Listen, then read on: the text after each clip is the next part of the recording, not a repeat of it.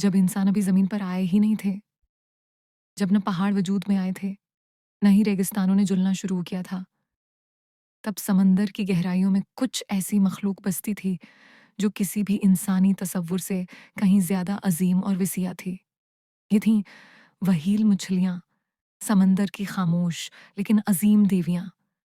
लेकिन शायद तुम ये सुनकर हैरान हो जाओगे कि वहील मछलियाँ कभी खश्की पर चलने वाले जानवर हुआ करती थीं।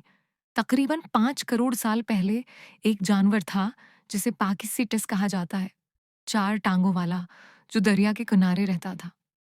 वक्त के साथ साथ उसके हाथ और पांव फिन्स बन गए, उसकी नाक ऊपर की तरफ मुंतकिल हो गई और यूं समंदर इसका मुस्तकिल घर बन गया। कुछ व्हेल्स शिकारी बन गए, जैसे ऑर्का और स्पर्म व्हेल। उनके पास सोनार की ताकत थी, जिससे वो अंधेरे में भी देख सकती थी। दूसरी व्हेल्स बेलिन व्हेल्स बन गई, जैसे बलियो व्हेल, जो दुनिया का सबसे बड़ा जानदार है। इतना बड़ा कि जमीन पर कभी भी पैदा होने वाले सबसे बड़े डायनासोर से भी बड़ा। बेलियो व्हेल का दिल एक छोटी कार है, जितना बड़ा होता है उसकी जबान एक हाथी से भी भारी होती है और उसकी आवाज हजारों किलोमीटर तक सुनाई देती है। लेकिन फिर इंसान आए और इंसान ने तेल, गोश्त और हड्डियों की तलाश में उनका शिकार शुरू कर दिया। 17वीं सदी से लेकर 20वीं सदी तक लाखों व्हेल्स को मार दिया गया। समंदर खून से सर्क हो गया था।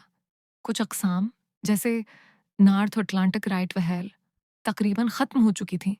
फिर एक वक्त आया जब इंसान जागे, साइंस ने आंखें खोलें, ग्रीन पेस जैसे उदारे लड़े।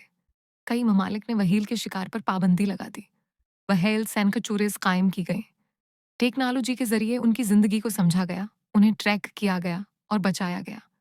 आज कुछ व्हेल्स हैं कि आबादी आहिस्ता आहिस्ता वापस आ रही है, लेकिन खतरा अब भी मौजूद है। माहौलियाती तब्दीली, समुद्री शोर और प्लास्टिक का जहर, ये सब उनकी जिंदगी को आज भी खतरे में डाल रहे हैं। लेकिन व्हेल सिर्फ जानवर नहीं है, ये जमीन के कदीम वक्त की जिंदा यादें हैं और अब उनका तहफ़्फ़ुज़ हमारा फर्ज है, ताकि उनकी आवाज़, उनका नगमा समंदर की लहरों में हमेशा गूंजता रहे।